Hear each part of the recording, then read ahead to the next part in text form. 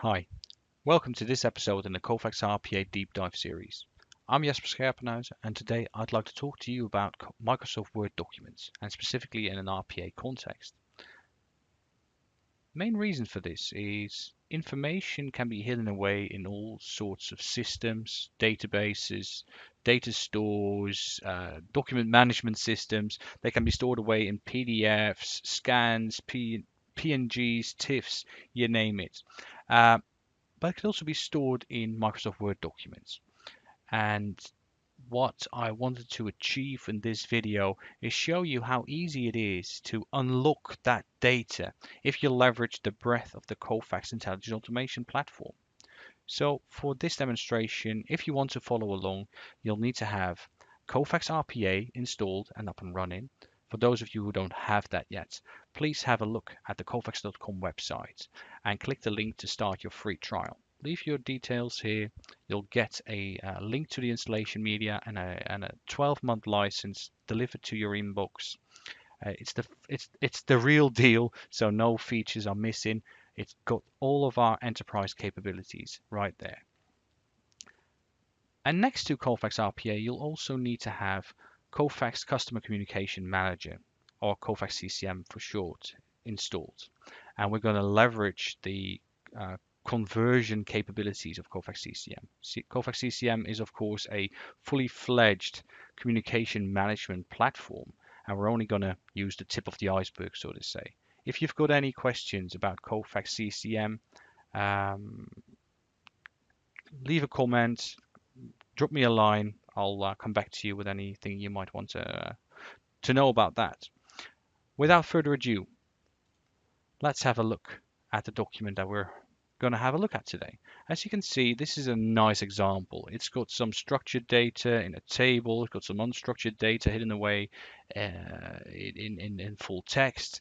And this is something that we can't simply open up in Kofax RPA. Well, of course, you can go to a desktop, open up Microsoft Word and get the information from there, but it would be much nicer if we can do this server-side. And that's exactly why we're going to utilize Kofax ECM and Kofax RPA together for this.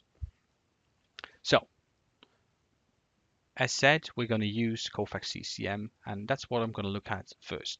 So, the one thing you can do in Kofax ECM is you can build custom web service scripts. Of course, always fairly document oriented. So I've built a new script here called doc2html, and which actually does nothing more than just receive a document as part of the web service call. It converts it, and as you'll see, it is then storing that new document in a web server and then passes the URL to that HTML page back to the calling application. So in this case, Kofax RPA. Fairly straightforward. Of course, this is not a production grade script. There's no error handling whatsoever, but it's just to illustrate the capabilities when you combine these two. So once you've got that, you can then start and build your robot to actually consume this new service. Well, looks fairly nice, of course, but I've built those snippets that you can then use in your own robots. But I'll go through that step by step and just explain to you what all of the inner workings are. So I've got a variable Word input, which actually contains the Word document that we just had. So you can just pass any sort of document in. So this is actually an input variable, as you can see. I've also put in the web service endpoint there as well, so you can make it dynamic if you want. So the first thing we're going to do is we're going to open up an XML template for the payload that we're going to send to the CCM server. So here you'll see the placeholder, and that's where we're going to insert the Word document that we want to have transformed from a Word document to HTML. Here we have the actual web service call. So let me just expand this real quickly, and you'll see that we'll have the Word document base64 embedded in this XML.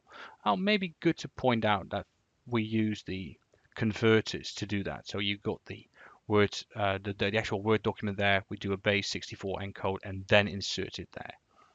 So we do a web service call to the CCM endpoint. And what we then do is we output that. And what we actually do is we want to extract the URL from that response. So you get the response back, you open it up, and then you want to extract the URL because that's the thing that we designed the CCM script to do. So here you've got it, localhost 8081, yada, yada, yada. We then want to return that URL because you might actually want to have this Kofax RPA robot hosted as a dedicated robot and then have other robots calling this robot as well. So you might want to have that as a return parameter. But in this example, I'm just going to open up that URL straight away. And what you'll see is that you'll immediately get that document back. And because we went from a native Word document to a native HTML, we also get all of the nice things, the structure of that Word document available to us.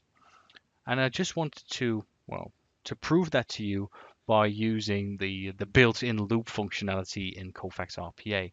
So you can actually just select one of these tables and just say, well, loop through it because it's already got all of the information. These are all divs, these are all tables, TDs, TRs, you name it. So you can actually loop through it.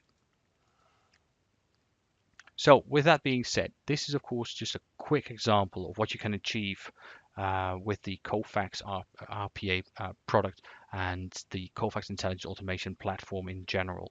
And specifically when you combine more than one technology to address the need and the question at hand.